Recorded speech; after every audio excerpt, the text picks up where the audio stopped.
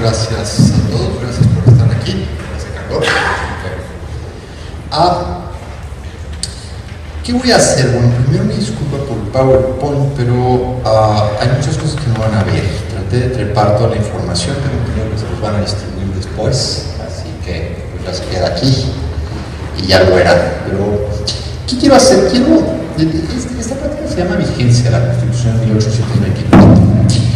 Me voy a enfocar sobre todo en problemas de diseño institucional de la Constitución y las críticas que se generan en la Constitución. Sobre críticas en particular voy a abordar los puntos que hace Mariano Otero en 1847, pero después voy a estar constantemente contrastando el régimen de la Constitución del 24 con los problemas contemporáneos, ¿no? Y sobre esta idea, pues ya al menos una perspectiva que defiendo como cuando hago cosas de historia del derecho, es que pues es muy interesante en general la historia, pero sobre todo a mí me interesa plantear problemas históricos a la luz de los problemas que nos preocupan hoy en día, ¿no? Y tratar de resolverlos en ese sentido. Entonces voy a tratar de enfocarme mucho en el diseño institucional de la Constitución de 1824 a la luz de cosas que tendríamos en la cabeza hoy, con la Constitución de Estado en la que tenemos. Así que al día de hoy, y al día de hoy no estoy diciendo nada más en forma retórica, al día de hoy como reformamos cada 15 minutos nuestra Constitución, pues sí, tendría que ser al día de hoy. Mañana yo no sé si podría sostenerse lo que les estoy diciendo otra vez. Bueno, eso fue una exageración, pero efectivamente modificamos mucho estas cosas. Vamos a empezar. Primer punto, la estructura de 1824. Miren, uno de los problemas, y aquí básicamente les estoy hablando desde el punto de vista de la interpretación constitucional dura. Esto tuvo algunos elementos justiciables, ciertamente había una Suprema Corte de Justicia y algunos problemas se presentaron, pero formalmente hay que leer la Constitución de 1824 junto con el Acta Constitutiva de la Federación. Es decir, los documentos de enero y el documento de octubre van a ser necesariamente leídos en conjunto. Y esto no es menor, hay que leerlos juntos. Incluso dentro del texto, y más adelante les voy a mostrar algunos textos de la propia Constitución de 1824, vamos a ver que para el constituyente del 24 son vigentes ambos documentos. En principio no van a encontrar contradicciones entre los documentos, pero sí van a encontrar algunos aspectos regulatorios interesantes.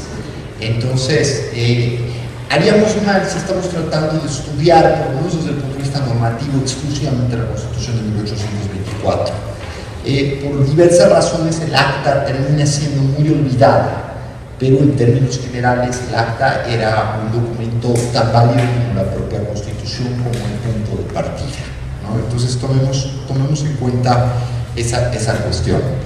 Segundo, la manera en la que se define la Constitución.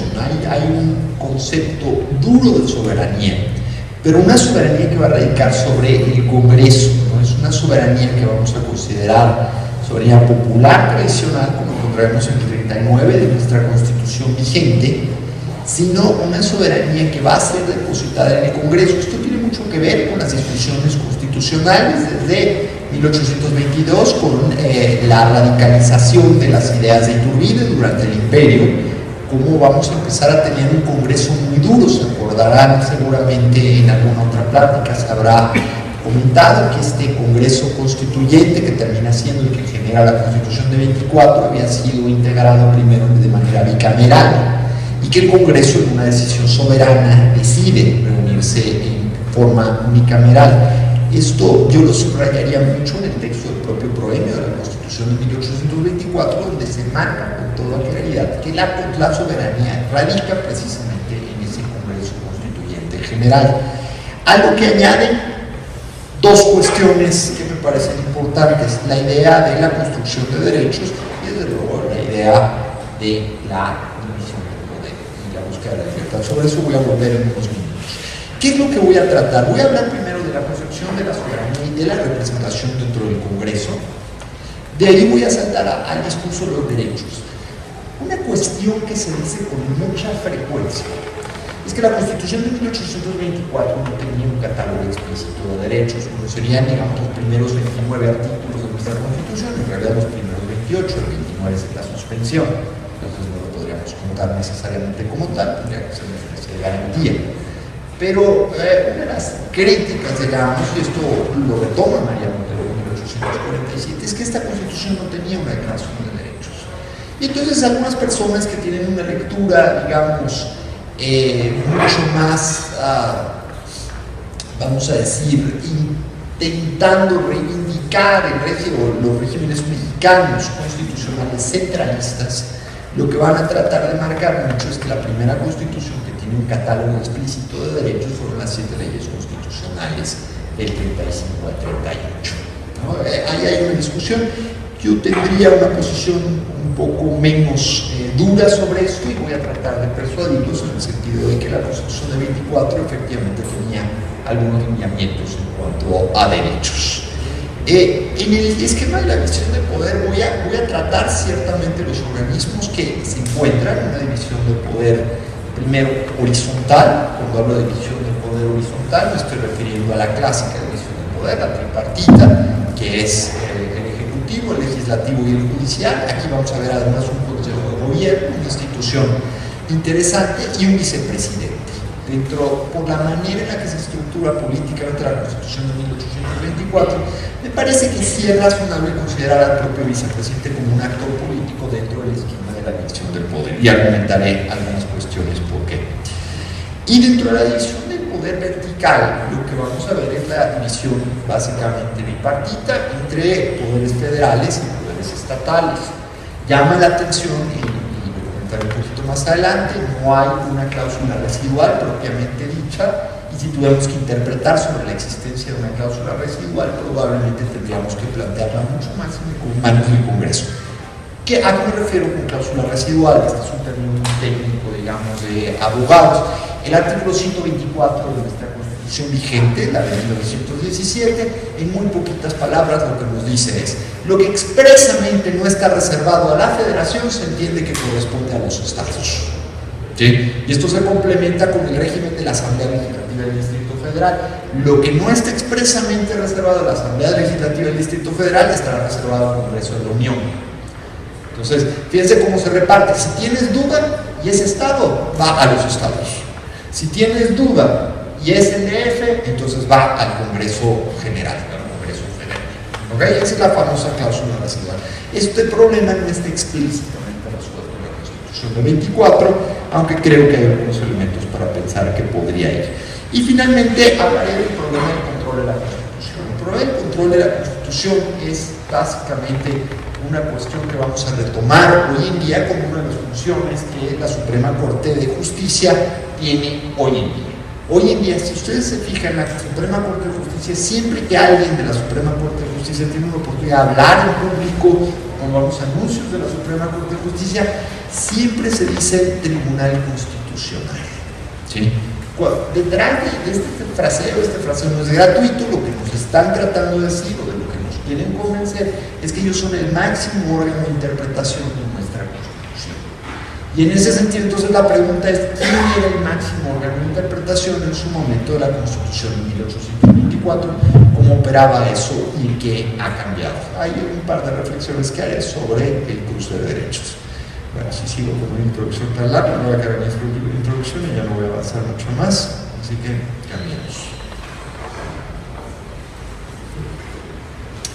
El problema de la Constitución plantea 3 objetivos: la libertad, promover la prosperidad y la gloria.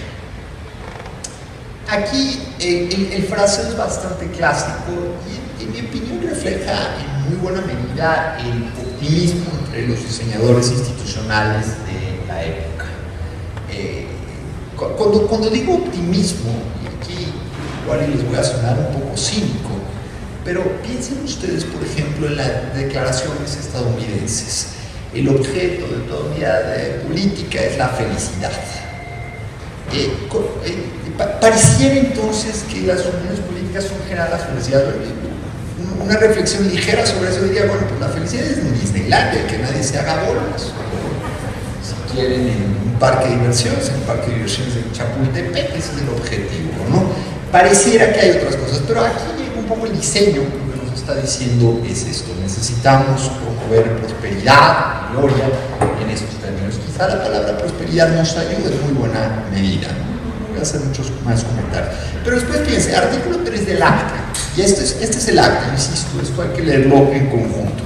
La soberanía reside radical y esencialmente en la nación, y por lo mismo pertenece exclusivamente a este el derecho a adoptar y establecer por medio de sus representantes la forma de gobierno y demás leyes fundamentales que le parezcan más convenientes para su conservación, mayor prosperidad, modificándolas o variándolas según crea convenirle más.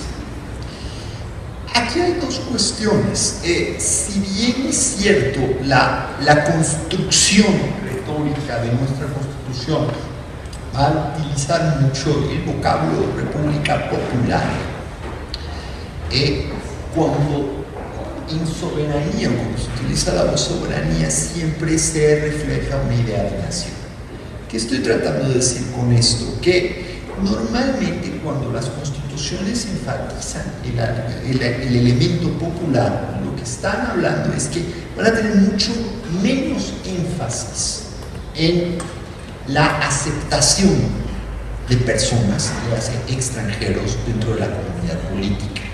¿Sí? Cuando se habla de nación, aparentemente se está discutiendo una perspectiva mucho más estrecha en la construcción de ciudadanía. Vamos a ver cómo lo resuelve el constituyente de 1824, pero estas son preguntas que nos van a estar haciendo ruido, y en muy buena medida nos siguen haciendo ruido. Cuando hoy en día nos ponemos a debatir si los mexicanos deben tener voto en el extranjero o si los mexicanos deben poder aspirar a tener una doble nacionalidad, estamos retomando en muy buena medida este tipo de debates, este tipo de construcción de ciudadanía. Y en muy buena medida también la posición de los extranjeros y en qué condiciones. ¿Sí? Y lo que voy a tratar de hacer es mostrarles un poco cómo el régimen de 24 trataba de resolver estas cuestiones. De los derechos, fíjense, la ciudadanía se obtenía básicamente por tres vías. Aquí lo que estamos leyendo en muy buena medida también es una reacción muy importante al constituyente de Cádiz. ¿Sí? Seguramente alguien ya les platicó cómo se construía la ciudadanía en Cádiz. Yo diría que esa es la historia del primer fraude electoral en el país. ¿Sí? En Cádiz la ciudadanía se construye en muy buena medida con un argumento de sangre, ¿sí? Y sangre, ¿sí? Y quien no podía mostrar que tenía sangre natural, sea americana, o sangre natural, sea europea, no podía acceder a la ciudadanía. Y ustedes dirán, bueno, pues eso define a los mexicanos desde hace mucho tiempo como mestizos, parecía que los mexicanos podíamos dar ese ancho. La bronca era que los mulatos estaban expresamente excluidos, y los mulatos, como ustedes saben, son las personas a las que se entendía que tenían sangre negra. ¿Sí?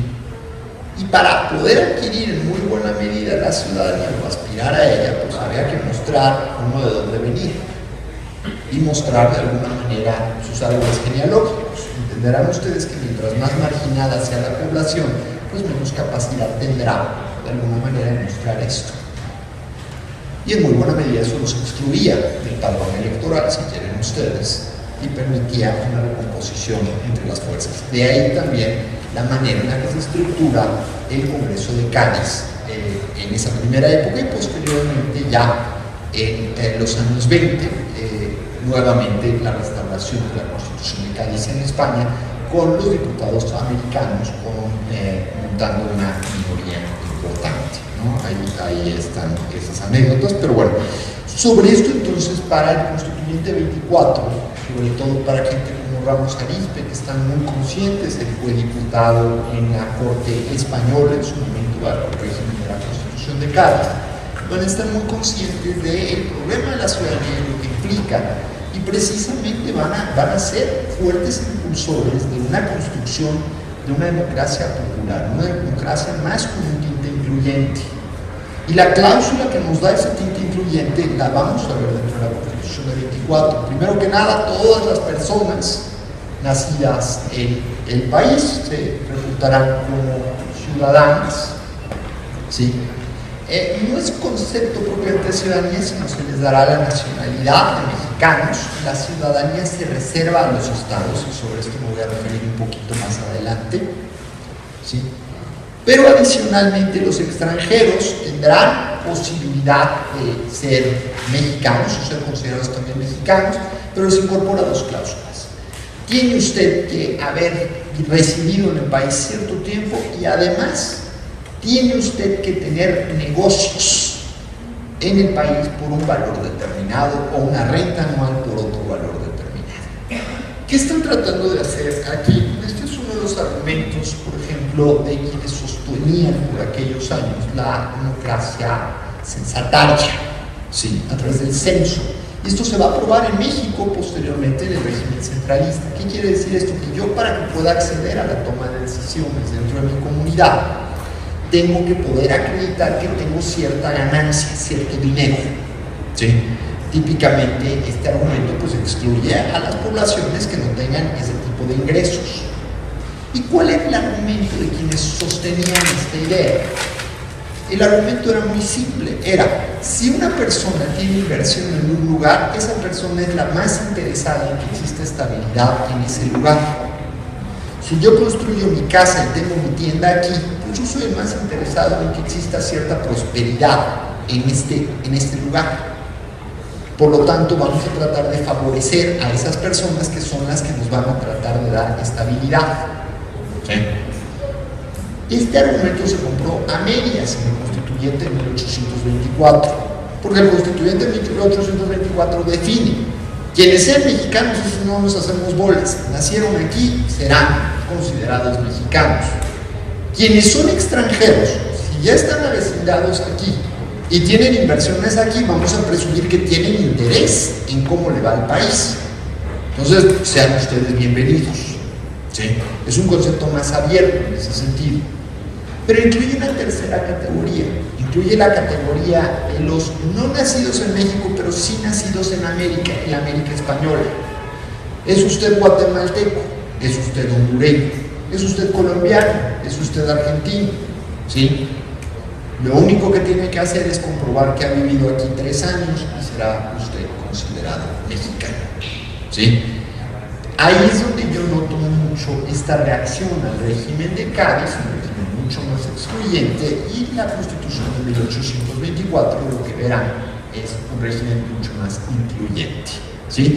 Y este régimen en muy buena medida se mantuvo razonablemente abierto. Es, en mi opinión, todavía más abierto con el Constituyente del 57. El Constituyente del 57 lo que está tratando de fomentar precisamente es que la gente siga migrando a México. Esto se va a detener un poco con el episodio de Texas, pero en términos generales México seguirá siendo un país razonablemente abierto a la llegada de extranjeros. Esto tendrá alguna modificación en época de la Revolución, con la primera Constitución de 1917, la primera versión de la Constitución de 1917, donde vamos a encontrar ya expresiones nacionalistas mucho más duras. Ejemplos muy sencillos: para ser presidente de la República se requiere ser mexicano por nacimiento. Para ser rector de la Universidad Nacional Autónoma de México se requiere ser mexicano por nacimiento. Este tipo de cláusulas son las cláusulas que reflejan el nacionalismo de la Constitución de 1917, una reacción, si quieren ustedes, a procesos de migración. ¿Sí? Bien. La Constitución de 24 es intolerante desde el punto de vista religioso, y cuando se habla de intolerancia desde el punto de vista religioso es: México será católico, apostólico y romano y no habrá tolerancia para ninguna otra religión. ¿Sí? Básicamente el texto constitucional es bastante claro al respecto.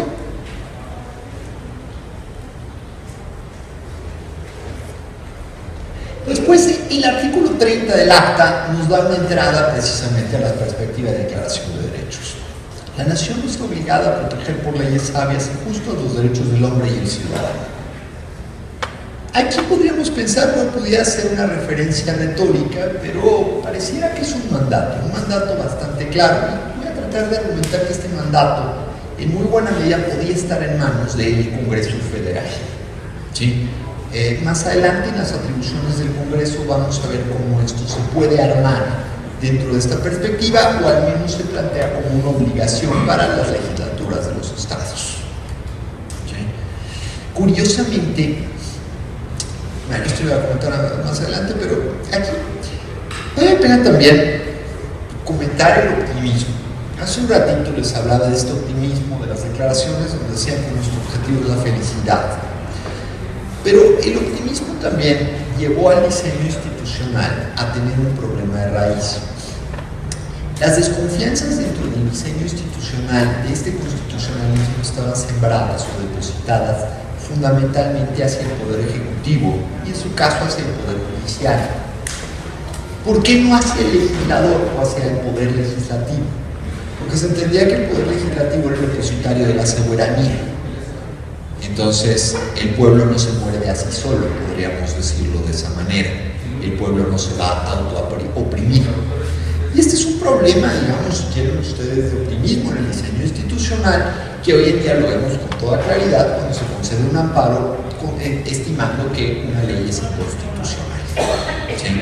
Pero básicamente la idea de que un Congreso no puede tornarse en contra del pueblo por necesidad no es una cuestión que estuviera planteada dentro del diseño institucional originario de la Constitución del 24, ni en general, digamos, de los mecanismos de control de la Constitución de moda en aquellas épocas. Por eso, en su momento, cuando en 1847 a Mariano Otero se le ocurre colocar la figura del amparo, del control político dentro de la Constitución, es que hace tanto ruido esta novedad, y es que se convierte el amparo mexicano en una institución importante, digamos, desde el punto de vista de diseño constitucional a nivel mundial. ¿Sí? No voy a hablar mucho más de amparo, pero simplemente para darles esa parte de la explicación. Ok, y después el 31 del acta nos garantiza: todo habitante de la federación tiene libertad de escribir, imprimir y publicar sus ideas políticas sin necesidad de licencia, revisión o aprobación anterior a la publicación, bajo las restricciones y responsabilidades de las leyes. La libertad de imprenta, la libertad de expresión, se consideran como las libertades más importantes en el momento en que se plantea esta Constitución. Aquí están recibiendo claramente una línea ciertamente francesa, ciertamente estadounidense, en cuanto a esta libertad. Pero se entiende que si no hay esta libertad, no puede haber realmente una comunidad política. Entonces les parece fundamental garantizarla. Y esto abona un poco a esta cuestión de hasta dónde había o no había derechos explícitos dentro de la Constitución de 1824. Me parece que aquí sí nos están marcando derechos con bastante claridad y podemos empezar a jugar, si quieren ustedes, con las 9 primeras enmiendas de la Constitución de los Estados Unidos o la Declaración de los Derechos del Hombre y el Ciudadano de 1789 y tratar de empezar a ver, bueno, de qué estamos hablando cuando hablamos de derechos y cuáles son las falencias del régimen constitucional de 1824. Insisto, no había una convicción dura sobre los derechos, todavía se entendía que había que tenerlos. Ciertamente dentro del diseño institucional, el Constituyente 24 seguramente tuvo muy presentes las discusiones del Constituyente de Filadelfia. El Constituyente de Filadelfia, recuerden ustedes que la primera versión de la Constitución de los Estados Unidos no tiene una declaración explícita de derechos y hay que esperar hasta las enmiendas, ¿no? Parte de la argumentación de Madison, de Hamilton y de Jay precisamente es tratar de separar este tipo de cuestiones y tratar de convencer al electorado de Nueva York, que estoy citando aquí el Federalista, sobre la importancia de aprobar el texto en los términos en los que ya lo había preaprobado la Convención de Filadelfia, ¿no? Entonces, digamos, desde el punto de vista técnico hay que tener muy claro que estamos en el momento en que se están formando estas constituciones, las ideas están fluyendo, vamos a ver influencia de Cádiz desde luego, y si me apura también vamos a ver algún tipo de influencia de Apatzingán dentro del texto constitucional de 1824. Bien. ¿Cómo nos definimos? Nos definimos como una república representativa, popular y federal. Otra vez aquí empezamos a jugar entre la palabra popular, la palabra nación, ¿sí? este intercambio de ideas, pero aquí sí me puedo imaginar perfectamente bien a Ramos Arizpe diciendo con mucha claridad: es muy importante garantizar que nos constituyamos como una república popular. Creo que Ramos Arizpe es el que puede entender mucho mejor esta idea y de alguna manera también colocar esto desde el ámbito federal, ¿no? Otra de las ideas que Ramos Arizpe defendía fuerte, ¿no? La división parece muy tradicional, porque se plantea la división tripartita del poder. Aquí, si quieren ustedes, estamos bajando las cláusulas de separación o de división del poder de la Declaración de los Derechos del Hombre y el Ciudadano. Esta idea de si no hay división del poder, pues no tenemos una república propiamente dicha, no hay condiciones efectivamente para garantizarle derechos a las personas o para fomentar prosperidad, si quieren ustedes, ¿sí? Este problema lo estamos bajando ahí, pero sin embargo, cuando llegamos ya al diseño institucional, vamos a ver que esta división tripartita es un poquito más compleja que lo que tradicionalmente se suele sostener.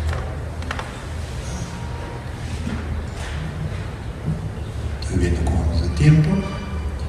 Bueno, el poder legislativo. El poder legislativo va a ser bicameral.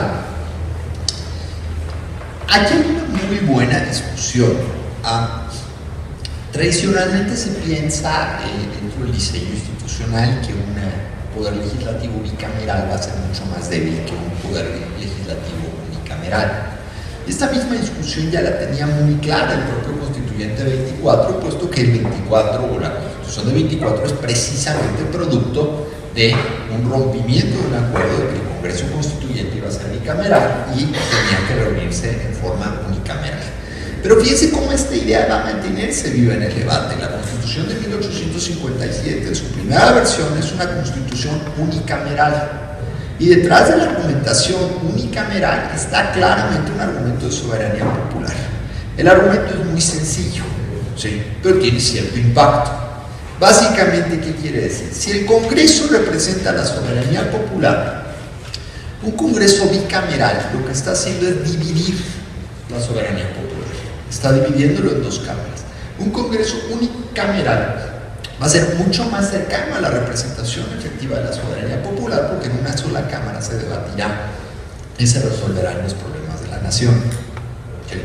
Y este es el argumento que se utiliza en la Constitución de 1857, y es el argumento que en su momento los liberales del 57 van a pelear con mucha fuerza, pero que en 1867, en cuanto empiezan a restaurar la República con cierta paz, lo primero que pide Juárez es modificar la Constitución. No pasa esa primera modificación, pero ya para 1872 ya tenemos un Senado, ¿sí?, y ya tenemos un presidente un poco más fuerte. La Constitución, el modelo de 1857, era un modelo que privilegiaba o fortalecía excesivamente al Congreso y debilitaba en forma muy importante al presidente. Es decir, manifestaba ciertos desequilibrios en el poder. Me parece que bajo ese esquema es un poco más equilibrada la de 24, aunque con otros problemas de diseño institucional. La Cámara de Diputados. Los diputados eran electos por 2 años. Y en cuanto a normas electorales, fíjense, este es un detalle que nos hace notar mucho María Montero. Los estados regulaban los procesos de elección. Al igual que pasa en los Estados Unidos en este momento, los estados tienen el leverage a la hora de organizar elecciones para diputados federales. Las elecciones las organizan los estados en los Estados Unidos. El régimen de 1824 planteaba exactamente lo mismo. Los estados en México serán los que definan cómo se organizan las elecciones. Entonces, a la hora de Jalisco estoy esperando 2 diputados. Ustedes se hacen bolas como los eligen. ¿Sí? Y entonces estos esquemas para definir ciudadanía, ahora sí, para definir ciudadanía, podrían tornarse un poquito más complejos, ¿sí? Podrían tener algunos elementos más excluyentes, si quieren ustedes. Por ejemplo, la definición de la mayoría de edad, ¿sí? Para Jalisco habría que tener 21 años, para Zacatecas tal vez con 18 bastaba, ¿sí? Pero aquí las reglas podían empezar a sofisticarse un poquito más. Y esto podía dar lugar, ciertamente, a procesos o a reglas que fueran percibidas como injustas o reglas que fueran percibidas como ventajosas para algún grupo en particular. Esta es una de las cuestiones que va a notar Otero. Y Otero en 1847 diría: no nos hacemos bolas, las elecciones federales son asunto federal y corresponderá eventualmente al legislador federal definir cuáles son los estándares para acceder a la ciudadanía. ¿Sí? La ciudadanía entonces se convierte ya en un derecho, si quieren ustedes, nacional. ¿Sí? Entonces será el requisito para ser ciudadano, como lo tendríamos hoy, mexicano por nacimiento, por naturalización, mayor de 18 años, etcétera, etcétera, etcétera, junto con el paquete de obligaciones. Pero insisto, aquí hay una diferencia entonces. La base electoral de la población es 80,000 personas. Para acceder a un diputado, con 40,000 bastaba, pero 80,000 era lo que les garantizaba un diputado. Entonces, bueno, pues los estados tenían que depurarse con los censos y tratar de determinar, bueno, pues cuántos diputados podían aspirar a ser. En cambio, para el Senado la cuestión era distinta. Bueno, la calificación era por Cámara, se calificaban las elecciones por Cámara, hasta ya 1988 todavía se califica por Cámara en México la elección.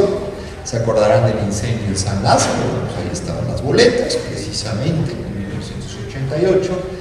Y yo pensaría, pero aquí sí ya me dio un calambre cerebral, que en 1994 ya hubo una calificación semi-jurisdiccional o jurisdiccional. La verdad es que no lo recuerdo, pero estaría casi seguro que ya teníamos un mecanismo de calificación jurisdiccional, ¿no?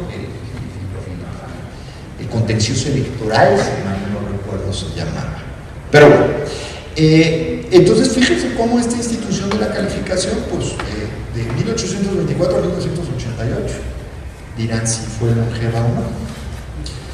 El Senado había 2 senadores por entidad federativa, y aquí otra vez se toma la institución rompiendo el esquema de la representación directa.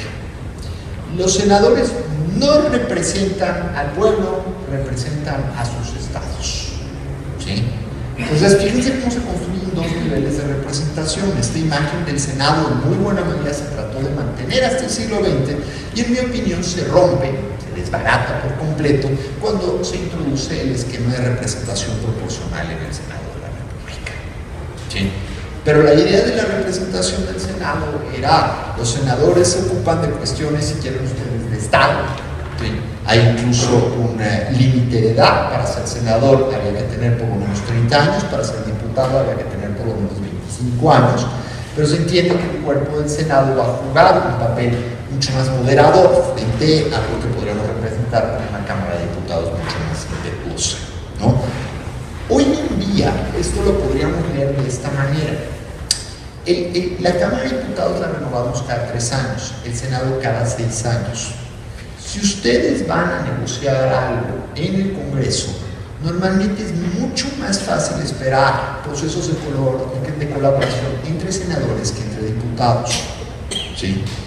¿Por qué? Porque los senadores están bajo la idea de que van a estar conviviendo 6 años. Me puedes caer bien, me puedes caer mal, pero vamos a estar aquí juntos 6 años. ¿Sí? Y vamos a aprender de las mismas. ¿Sí? Los diputados, al estar cambiando cada 3 años, a veces tienen menos incentivos para colaborar. ¿Sí? Porque probablemente al segundo año ya andan buscando a qué trapecio van a brincar. ¿Sí? Entonces, este es un punto. No estoy diciendo que necesariamente sea malo ese diseño institucional, simplemente estoy tratando de marcarles un poquito las implicaciones que tiene. Por eso, actualmente, a pesar de que el Senado no esté diseñado necesariamente con los incentivos institucionales para tener la estabilidad que buscaba el constituyente en 1824, podemos decir que el diseño institucional de estabilidad de los senadores por 6 años permite efectivamente que el Senado tenga otra manera de procesar las iniciativas que se le van a presentar cotidianamente. Bueno, libertad de expresión a los legisladores, se les garantiza la libertad de expresión, pero ahí se les construye inmunidad. Fíjense nada más, hasta todavía hace muy poco tiempo estábamos discutiendo muy fuerte cuáles son los límites o cuál es el marco de la inmunidad. Esto muchas personas lo refieren como el fuero de los legisladores, ¿sí? Esencialmente, a mí me gusta utilizar más la palabra inmunidad, que es lo que les permite no ser juzgados o no ser, sí, no poder ser llevados a juicios por sus opiniones, ¿sí? Este régimen de inmunidad entre la prepotencia y entre la costumbre lo empezamos a ampliar a un ámbito muy amplio de delitos, prácticamente a toda la materia penal, y otra vez empezó la discusión sobre la necesidad de limitar estas cuestiones y tratar de estabilizar nuestro régimen. Aquí hay preguntas importantes, pero me parece que el 24 o el constituyente 24 retrata el corazón de la institución. Lo que queremos es que los diputados puedan decir lo que quieran, tengan absoluta facilidad para poder participar abiertamente en el debate público y, bueno, posteriormente, si hay necesidad de alguna cuestión, bueno, pues vendrá un esquema de responsabilidad. Noten esto, hasta hace muy pocos años, y me parece que todavía en algunos estados de la República, los excesos de la libertad de expresión, llámese los atentados contra el honor, como lo llaman algunos códigos penales, son castigados mediante el derecho penal. ¿Sí? Esta es una pésima práctica desde el punto de vista de derechos humanos. En realidad, la idea de la libertad de expresión, o la mejor garantía de la libertad de expresión, es que cuando existen excesos en la libertad de expresión, estos deben, en su caso, reivindicarse por una vía civil. ¿Sí? Si yo te ofendo, pues yo tengo que pagar con mi cartera el costo de la ofensa que te haya proferido. ¿Sí? Pero lo que no podemos aceptar, al menos en un régimen duro de libertad de expresión, es que si yo te ofendo, yo me tengo que ir a la cárcel. ¿Sí? De alguna manera, lo que se estaba reflejando en el régimen de 1824 era precisamente: no encarcelemos a los diputados, ¿no? Los diputados pueden tener absoluta libertad. Y traigo esta colación porque podríamos tener ejemplos duros cuando tenemos esquemas de sobreprotección de libertades de expresión, por ejemplo, si quieren ustedes, en Cámara de Diputados. Déjenme ponerles un ejemplo límite, pero los ejemplos límites nos ayudan a entender este tipo de problemas. Supongamos que yo soy diputado, subo a la tribuna y hay una persona que no me cae bien. ¿Puedo aprovechar que estoy en la tribuna y llamarlo pederastra? Puedo hacerlo, tengo absoluta inmunidad para hacerlo. Estaría muy claro que estoy cometiendo un exceso en mi libertad de expresión, pero al mismo tiempo, con ese exceso de mi libertad de expresión, le estoy echando a perder la vida a alguien. ¿Sí? Porque una sola acusación de esas puede poner en serios problemas a una persona. ¿Sí? Entonces, bueno, por eso vengo con esta reflexión. No estoy hablando de censurar, pero estoy hablando de tener muy claros cuáles son los mecanismos efectivos para tratar de generar responsabilidad en el ejercicio de la libertad de expresión. Las buenas prácticas dirían: la censura previa no es una buena idea, es mejor que las personas ejerzan su libertad de expresión, y si meten la pata, pues ya tendrán que pagar por eso. ¿Sí? Pero con esto aprovecho para darles, digamos, un pequeño marco en libertad de expresión, que es uno de los temas más importantes en el espíritu del constituyente de 1824. Y si quieren ustedes, ¿por qué más importantes? Bueno, déjenme marcar otro. Perdón por improvisar aquí, pero como me puse a hablar de libertad de expresión, como libertad de expresión es clave para 1824, vale la pena que hagamos una reflexión sobre la contemporánea. Si ustedes leen el artículo 41 de la Constitución vigente, lo que van a encontrar es una regulación muy fuerte, por ejemplo, a la propaganda política y a la transferencia de fondos a la propaganda política. Una de las razones del constituyente de 24 para tratar de marcar la fuerza en el tema de libertad de expresión es precisamente que la libertad de expresión es la que va a generar el debate público. ¿Sí? Y el debate público es la que va a generar ideas políticas en la población. ¿Sí? Claramente, en este momento, o en 1824, no enfrentábamos, por ejemplo, monopolios en medios televisivos, no encontrábamos concentraciones en medios de comunicación. ¿Sí? Eran problemas distintos. ¿Sí? La pregunta dura es si los mecanismos que estamos utilizando en el artículo 41 son mecanismos que efectivamente contribuyen o no contribuyen a fomentar el debate político. ¿Sí? No es un problema menor. ¿sí? Y no es un problema exclusivamente mexicano, ¿sí? Este año la Suprema Corte de Justicia de los Estados Unidos, por ejemplo, aprobó o consideró inconstitucional una reglamentación del Congreso Federal de los Estados Unidos donde se trata de limitar las aportaciones que personas morales pueden hacer a campañas de políticos en los Estados Unidos, ¿sí? Y el argumento del Congreso Federal era tratar de limitar que pues, las oligarquías pudieran tener un control fuerte sobre los procesos electorales, ¿sí? La Constitución de la Suprema Corte de los Estados Unidos consideró que esto no era relevante o que esto afectaba la libertad de expresión, incluso de las personas morales, y decidió declarar esto en forma inconstitucional. Lo que les quiero traer a colación es que son temas que siguen vigentes, ¿sí? Son temas que tienen muchas aristas y son temas que seguimos discutiendo, ¿sí? Hablamos para 200 años de discusión con estas cosas, ¿sí? Y tienen bastante relevancia de ello. Bien, artículo 64. Vamos a detenernos otra vez unos minutos en este. Artículo 64. En la interpretación, modificación o revocación de las leyes y decretos se guardarán los mismos requisitos que se prescriben para su formación. Esto todavía está vigente, si mal no recuerdo es el artículo 72 de nuestra Constitución vigente. ¿Cuál es la bronca? Parte de la ideología que echa a andar al constitucionalismo, sobre todo con el esquema de la división de poderes, esto todo el mundo lo habrá escuchado, es seguir las ideas de Montesquieu. ¿Sí? Montesquieu era juez. Y por ahí dice el dicho que para que la cuña apriete tiene que ser del mismo palo, ¿sí? El Tratado de Montesquieu lo que está tratando de marcar es que debemos tener profunda desconfianza en los jueces y hay que someter a los jueces, hay que atarnos al imperio de la ley. No es una buena idea que los jueces vayan por la libre. Y la mejor manera de atarnos es atarnos o sujetarnos al imperio de la ley. Ese, en mi opinión, es uno de los argumentos más importantes que realiza Montesquieu en el espíritu de las leyes. ¿Qué quiere decir esto y qué impacto?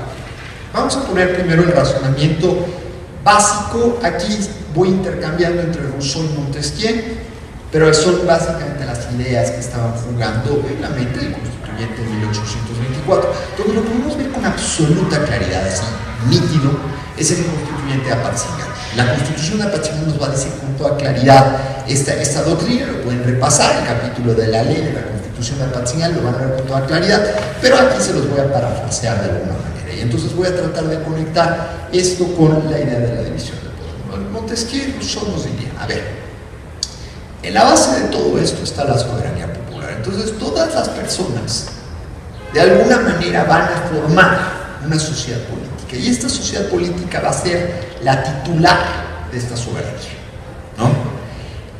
Rousseau, por ejemplo, rechazaba un poco la teoría de la representación. Entonces, sazonada con la teoría de la representación, esta soberanía popular va a elegir diputados y estos diputados van a ser la voz del pueblo, ¿sí? Y la voz del pueblo se va a materializar a través de la ley. ¿Qué quiere decir esto? Entonces, la ley es el producto de la soberanía popular. ¿Se entiende esto? Es básicamente la idea, ¿no? Entonces, lo que dice el Congreso es lo que dice el pueblo y eso es la ley. Fíjense nada más cómo vamos de un paso, del pueblo al Congreso a la ley. Si yo tengo una ley así de fuerte, ¿qué debe hacer el juez frente a esa ley? Montesquieu diría, no tiene otra más que aplicarla, que no se haga buenas, ¿sí? Oiga, pero la ley no es clara. Pregúntenle al Congreso, que se le interprete el Congreso. Fíjense lo que dice el 64, en la interpretación, modificación o revocación de las leyes. La interpretación de la ley es del Congreso, ¿sí?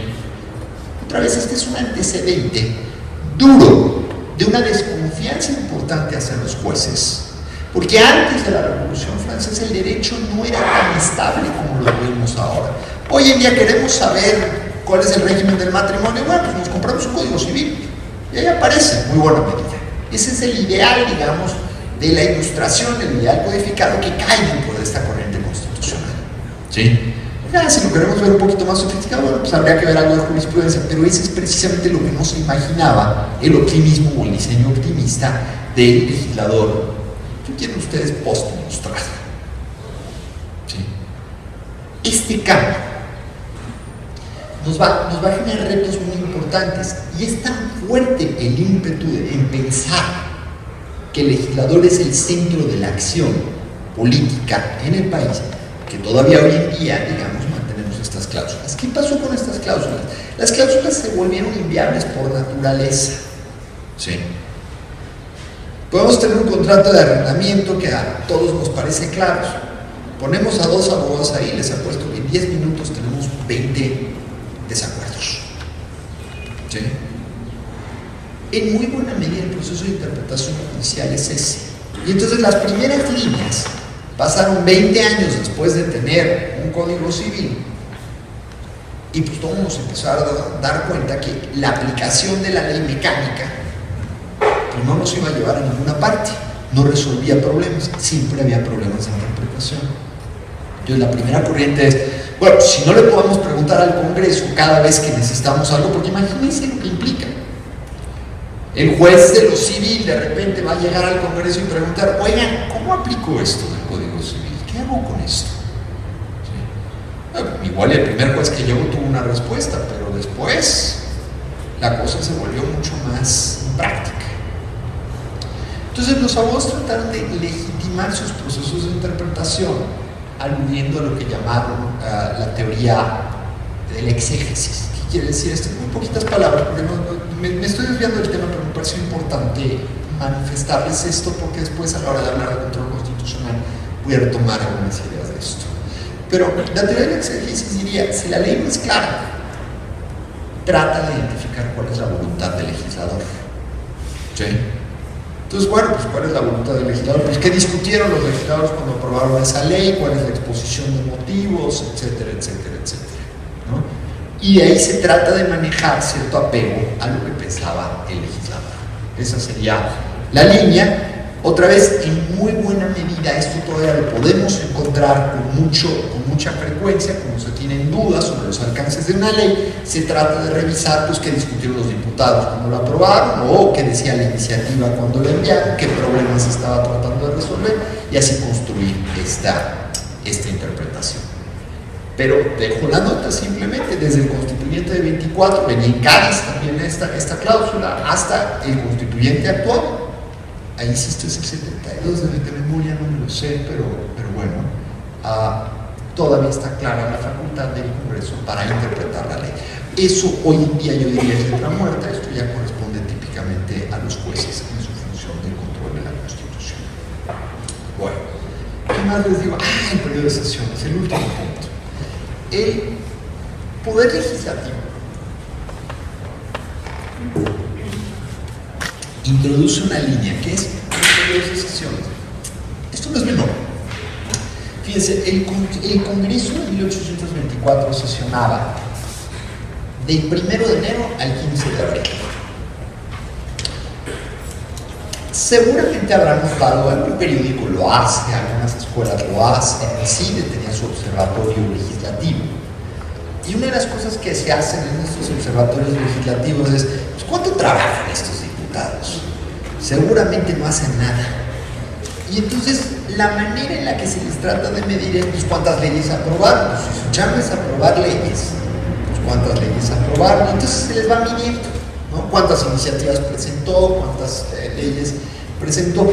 Pero vamos a suponer que el Congreso no tuviera recesos, que estuviera siempre sesionando. Si yo estoy calificando a los diputados por cuántas leyes aprueban y por cuántas leyes proponen, voy a tener una cantidad de ideas. ¿Sí? Permítanme banalizar, pero hay diputados que se juntan con su compadre tiene una gran idea y esa gran idea se vuelve iniciativa. ¿Sí? Tenemos 500, así que seguramente a alguno le va a caber el saco. ¿Sí? Hablo de 500 diputados. ¿Sí? Y en senadores, no me acuerdo cuántos tenemos, 120, 128, una cosa así, ¿no? Seguramente también a alguno le caerá, porque además en sus informes ellos dicen, y presenté 40 iniciativas, perfecto, pero el problema es que esas iniciativas hay que darlas trámite. Alguien las va a tener que leer y alguien las va a tener que procesar. Son abusados, ¿no? Lo que produce un congreso no necesariamente es bueno. Sí. El diseño institucional en periodos de sesiones lo que está tratando de hacer es precisamente limitar y hacer más eficiente la producción de los legislativos. Las asambleas permanentes no son una buena idea para el diseño institucional de la Constitución. Sí. Esta tentación de que pudieran estar constantemente en sesiones no le parece una buena idea al diseñador constitucional, al menos en esta época del 24 y también en nuestra época contemporánea. Sí. En nuestra época tenemos 2 periodos de sesiones, los 2 periodos de sesiones son limitados, no son periodos extendidos, porque la idea es que los diputados no estén necesariamente ahí, sino que estén haciendo muchas otras cosas. Parte de esto entonces es también la imagen de reconfigurar en muy buena medida que esperamos de nuestros diputados. Ciertamente hay quien puede considerar que una asamblea permanente puede ser una buena idea. Sí. No voy a emitir una opinión sobre esto, simplemente les diré que el diseño institucional de las constituciones, digamos, desde el 24 hasta la fecha, menos en México y en la mayor parte de los estados, digamos, democráticos constitucionales, tiende a establecer o a optar por periodos limitados de sesiones de los congresos, ¿no? Bueno, el periodo del 24 no solo era limitado, era limitadísimo, ¿no? Tenemos el 1 de enero al 15 de abril y si no lo lograste tendrás 30 días de prórroga, tendrán la posibilidad de periodos extraordinarios, pero en general es establecer desincentivos para que la asamblea se mantenga en funciones.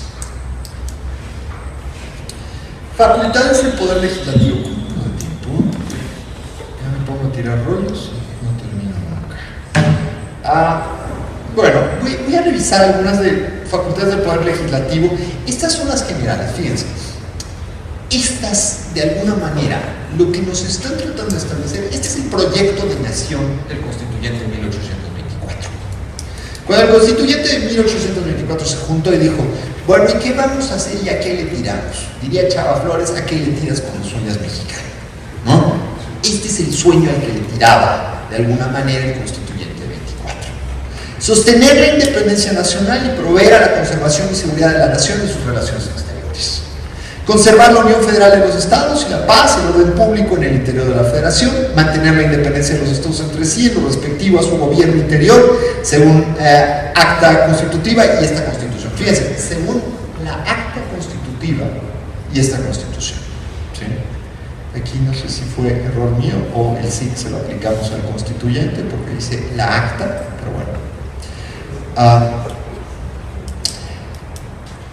El punto de marcarles esto es, fíjense cómo el constituyente 24 interpreta el acta junto con la Constitución. ¿Sí?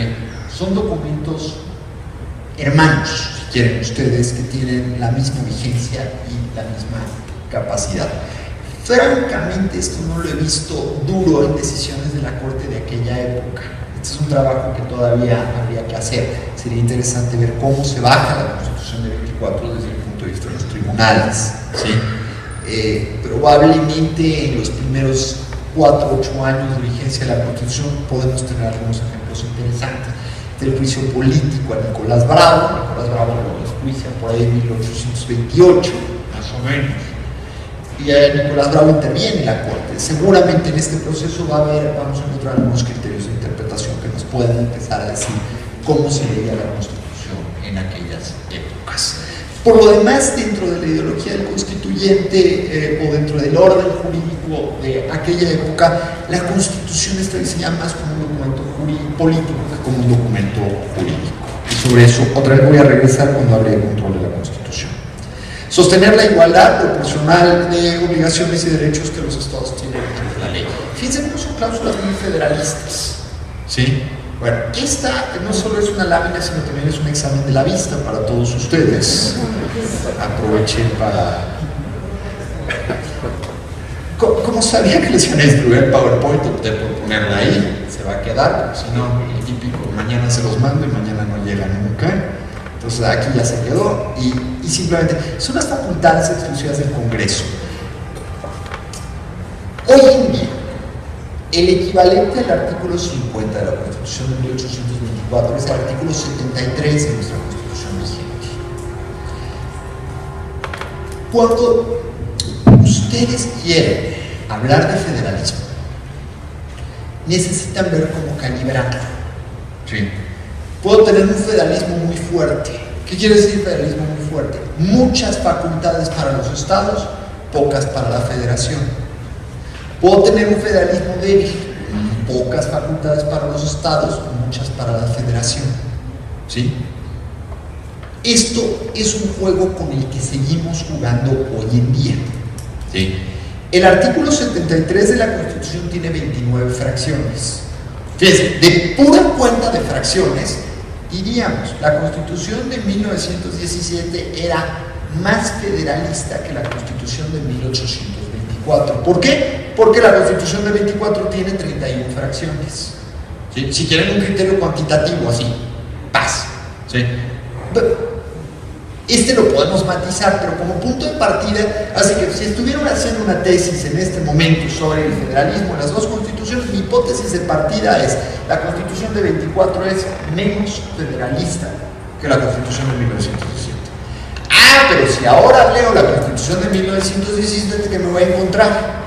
Que la fracción 29 tiene, yo creo que ya vamos en el inciso R o en el inciso O. ¿Sí? Esto quiere decir que se han ampliado las fracciones del artículo 73. Y cada vez que se amplía una fracción del artículo 73, lo que debemos leer es que se están centralizando poderes. ¿Sí? Otra vez, no voy a decir si es bueno o es malo. ¿Sí? Desde un punto de vista descriptivo, lo que estamos teniendo en la actualidad es una reconfiguración de los poderes centrales a costa de los poderes de las entidades federativas. ¿Sí? ¿Alguien diría el centro les está robando poderes a las entidades federativas? Pues no necesariamente, porque cada vez que hay reforma constitucional lo votan también las entidades federativas. Entonces parece que tenemos un consenso en que debemos centralizar mucho más los poderes. ¿Sí? ¿Hasta dónde y en qué circunstancias? No lo sé. Si estuviéramos platicando en este momento a principios de los años 80, les diría que por el contrario, la tendencia era irse más hacia los estados. ¿Sí? En 1983, siendo presidente Miguel de la Madrid, hubo una iniciativa muy fuerte hacia los municipios y tratar de construir el federalismo desde los municipios. Por eso el esquema de 1917 se le entiende como tripartito. ¿Sí? Bueno, no voy a decir mucho más de esto, cambio. El poder ejecutivo. Fíjense, esto decidí ponerlo expresamente. Hay un artículo que dice: se deposita el supremo poder ejecutivo de la federación en un solo individuo que se denominará presidente de los Estados Unidos mexicanos. Va a durar 4 años en su cargo y no hay reelección inmediata. ¿Sí? Para que vean que el brete de la no reelección ya estaba desde 1824, no es necesariamente un tema de la revolución de 1917, bueno, 1910, ¿no? Pero este tipo de discusiones, bueno, ya, mejor me salto ese rollo porque ya voy tarde y no ha avanzado mucho. Ahora, aparece el vicepresidente. El vicepresidente parece que tiene la labor exclusiva de suplir al presidente en caso de ausencias. Pero el vicepresidente también va a ser el jefe de una cosa que se va a llamar Consejo de Gobierno. Ahora les voy a platicar qué era el Consejo de Gobierno. Pero ese no era el problema era el método de elección del presidente y del vicepresidente. Fíjense nada más cómo era bien divertido. Cada legislatura de cada estado se reunía. Ellos tenían como propósito elegir 2 nombres. Así que, ¿cuáles son tus gallos, Jalisco? ¿Cuáles son tus gallos, Zacatecas? ¿Cuáles son tus gallos, Oaxaca? 2 nombres. La única regla que tenían para la elección de nombres es que uno podía ser natural del estado que lo proponía, el otro necesariamente debía ser de otro estado. Entonces, con esto se evitaba que Jalisco solo propusiera gente de Jalisco, que Oaxaca solo propusiera gente de Oaxaca. ¿Sí? Una vez que todas las entidades federativas proponían sus nombres, llegaban los nombres a la Cámara de Diputados Y vas a ir a sacar papelitos. ¿Y cuántos votaron por Gómez Farías? No, pues por Gómez Farías. ¿Cuántos por Santana? Pues ¿cuántos por Santana? El que quedara en primer lugar era el presidente, pero el que quedara en segundo lugar era el vicepresidente. Entonces, fíjense la regla. El vicepresidente era el enemigo político natural del presidente. ¿Sí?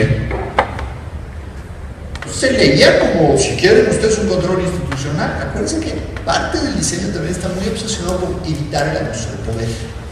¿Sí? Entonces, parte de este diseño está jugando, si quieren ustedes, medio maquiavélicamente con este esquema. ¿Sí? Si ustedes leen, por ejemplo, Emilio Rabasa, La Constitución y la Dictadura, es muy elocuente como empieza el libro.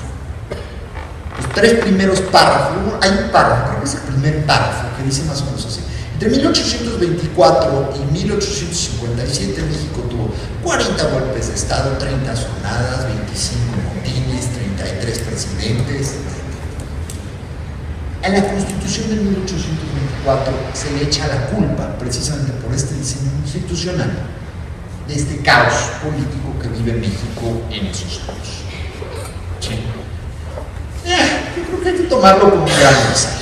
Probablemente había problemas estructurales mucho más complejos. No quiero entrar en eso, pero simplemente quiero marcar. El que le compra toda la idea es Mariano Otero, y en 1847, en el acta que reforma la Constitución de 1824, desaparecen de la vicepresidencia e incorporan el amparo, por cierto. Ahí nace el amparo, y el amparo curiosamente nace en el régimen de la Constitución de 1824. ¿Sí? Se introduce la idea. Bueno, no vamos a decir mucho más. Es un presidente razonablemente equilibrado fuera del problema con el vicepresidente, porque tiene veto y tiene capacidad de iniciativa, y tiene un veto de a de veras. Fíjense, el veto del presidente es muy parecido al actual. El Congreso aprueba una ley, el presidente la veta. Si regresa al Congreso, el Congreso necesita una mayoría calificada, 2/3 partes del Congreso, para que apruebe la ley, para que vuelva a votar esa ley, ¿no? En la Constitución de 1857 el presidente también tenía veto, pero no era por mayoría calificada. Entonces el presidente vetaba, el Congreso volvía a votar y el presidente se aguantaba. ¿Sí? Parte del esquema es qué tipo de pesos y contrapesos queremos tener entre el presidente y el Congreso. El diseño institucional parecía indicarnos que es correcto que el presidente tenga ciertos contrapesos frente al Congreso. ¿Sí? Y ese es el corazón del veto. El veto les puede medir, es como un termómetro para medir qué puede hacer el presidente frente al Congreso, ¿no? Otro termómetro, un termómetro contemporáneo, el decreto de egresos de la Federación, el presupuesto de egresos de la Federación. ¿Sí? El decreto por el que se va a aprobar el presupuesto de egresos de la Federación, ¿quién lo hace? Lo hace el presidente. Lo presenta, lo aprueba la Cámara de Diputados, pero lo tiene que presentar el presidente. Entonces, ¿quién avienta, quién pone la discusión? El presidente. La Cámara de Diputados lo aprueba. Todavía la Corte no ha resuelto que hasta dónde puede el Congreso enmendarle la plana en el presupuesto de egresos al presidente. Esa fue la famosa controversia constitucional que presentó el presidente Fox contra el Congreso de la Unión en 2004. ¿Sí? Veto del presupuesto y límites en el presupuesto. La Corte lo único que dijo es puede vetar, pero no dijo nada más. Eso sigue en pie, pero hasta el momento, desde 2004 a la fecha, ya vamos para 10 años, siempre se han puesto de acuerdo con posterioridad. Hay una lección, y no resisto decirles, que los políticos también entendieron que más vale un mal arreglo que un buen pleito. Eso, irse a pelear a la Corte, no me parece tan atractivo, ya que uno está a la mitad del pleito. Bueno, otro examen de la vista son las facultades del presidente. Restricciones del presidente, me las voy a saltar, como ya les dejo el PowerPoint. Este es el Consejo de Gobierno, es que no quiero colgarme tanto. Es un derecho fundamental, ¿no? Que las conferencias no duren más de 1 hora, ¿no? Entonces, bueno, Consejo de Gobierno. El Consejo de Gobierno es una cosa. Y aquí sí estoy diciéndolo pues, a propósito, pues es un diseño institucional que va a funcionar en los recesos del Congreso, va a funcionar con la mitad de los senadores y va a ser presidido por el vicepresidente. Y va a tener ciertas atribuciones políticas. ¿Sí? En realidad es pues, la piedra en el zapato para el preciso. ¿Sí? Así habría que leer, ¿no? Hay cierto track record del Congreso, del Consejo de Gobierno, que estaban haciendo y cómo operaban. ¿Sí? Pero bueno, era una institución que andaba por ahí y que tenía ciertas atribuciones. ¿Sí? No voy a decir mucho más, simplemente tengan en cuenta como un órgano que no es legislativo, tampoco es ejecutivo, parece como un órgano de control. De hecho, podríamos ver algunos elementos de control de regularidad constitucional dentro del Consejo de Gobierno. Paso a la siguiente, el Poder Judicial. El Poder Judicial es el que más se parece a la actual, fíjense, una corte con 11 ministros, tribunales colegiados de circuito y juzgados de distrito. Estamos igual. En la actualidad hay unitarios de circuito, ¿no? Y algunas otras cosas. Pero bueno, la elección de los ministros es muy parecida a la del presidente, pero me voy a saltar esto para llegar a reglas aplicables a la justicia en todo el país. Perdón por la transcripción, pero me interesa subrayarles mucho estas. Estas son las enmiendas de la Constitución de los Estados Unidos puestas en el Constituyente de 1824.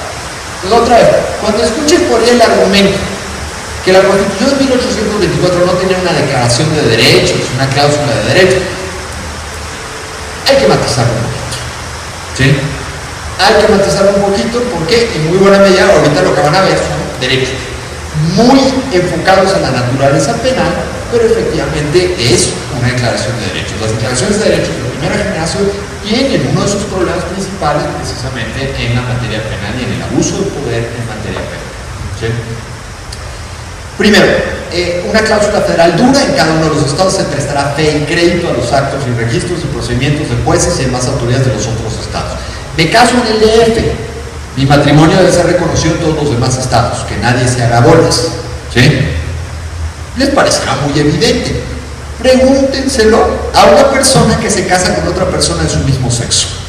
Como ustedes saben, en el Distrito Federal los matrimonios entre personas del mismo sexo son perfectamente legales, cada vez en más entidades federativas. ¿Sí?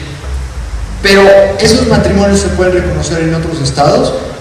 Hay algunos antecedentes donde en otros estados dicen: no, aquí no vamos a reconocer eso, nos encantaría, pero no lo vamos a reconocer.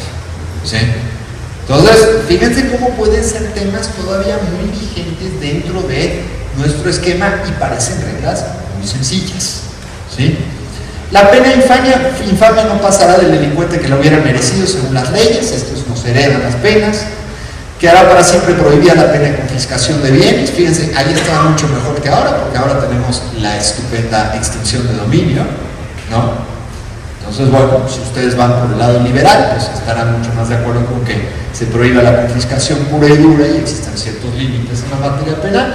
Si ustedes van por un lado más de seguridad pública, pues entonces tendrán que ver con mejores ojos el régimen de extinción de dominio, que puede tener probablemente algunos excesos constitucionales. Queda para siempre prohibido todo juicio por comisión y toda ley retroactiva. Fíjense, ahí está la cláusula de retroactividad. Aquí tendremos básicamente artículos 13 y 14 de la Constitución actual. Ninguna autoridad aplicará ninguna clase de tormentos, sea cual fuere la naturaleza y el estado del proceso. Artículo 22, prohibición de la tortura. Nadie podrá ser detenido sin que haya semiplena prueba o indicio de que es delincuente. Fíjense, ese es artículo 19 y 16, requisitos para una orden de aprehensión, requisitos para un auto de formal prisión o una autovinculación a proceso en régimen nuevo, el famoso régimen de los juicios orales. No se podrá librar orden para el registro de casas, papeles y otros efectos de los habitantes de la República, sino en los casos expresamente dispuestos por la ley. Derecho a la privacidad, artículo 16 de la Constitución. Es decir, todo mi punto es cómo vamos identificando muchas instituciones de protección de derechos bastante claritas en 1824, ¿no? Aquí creo que históricamente caímos un poquito en la broma de Otero. Otero nos juega un poco la broma porque nos dice: hay que reformar la Constitución y hay que hacer una ley dura de derechos. Esa es una estupenda idea de Otero que no hemos necesariamente recuperado. Lo más cercano a ello es el Código Nacional de Procedimientos Penales y muy probablemente una discusión sobre una ley nacional sobre fundamentos penales, que no un código penal nacional, pero bueno, eso está todavía en el tintero, se ha discutido, todavía no está, pero las leyes nacionales eran una idea de Otero. Eso era lo que estaba tratando de marcar Otero y sí probablemente explicitar mucho más derechos, pero no necesariamente negar que 1824 tuviera una carta de derechos. Y con esto sí quiero marcar fíjense cómo los mitos se van creando. Y los mitos se van creando porque a veces pues los comentaristas no leen las fuentes, sino van refriteando de lo que van leyendo de otros comentaristas, y si uno se equivoca en el camino, pues ya valimos todos los demás, ¿no? Entonces, por eso vale la pena este comentario. Aquí sí me parecía muy importante por lo menos marcarles esta idea de catálogo de derechos. Bueno, cláusulas federales, ya les hice varios ejemplos de cláusulas federales, y con esto cierro la Constitución como norma, las reglas que tendrían que aplicarse. Todos los funcionarios deben jurar y aplicar la Constitución. Esto se retoma en el artículo 1 de nuestra Constitución actual, sobre todo en su párrafo 2, cuando dice los 4 que yo llamaría verbos rectores de los derechos humanos: garantizar, promover, defender y proteger derechos. ¿Sí? Esos 4 verbos nos van a dar con mucha claridad, y estoy hablando del artículo 1 de nuestra Constitución vigente, las obligaciones de los funcionarios públicos en relación con la población hacia la protección de los derechos. Porque detrás de esto, la idea fundamental del constitucionalismo, desde 1824 hasta la actualidad, no es el poder, sino es la protección de los derechos y la promoción de los derechos. Esta idea de prosperidad del constituyente de 1824 la podemos encontrar perfectamente relacionada con las cláusulas de nuestro nuevo artículo 1 de la Constitución, porque en el corazón de la Constitución está precisamente la gente. Si no pensamos en la gente, pues no estamos pensando en una Constitución, estamos pensando en alguna otra cosa, pero no en una Constitución. Y ya con esto me despido. Gracias.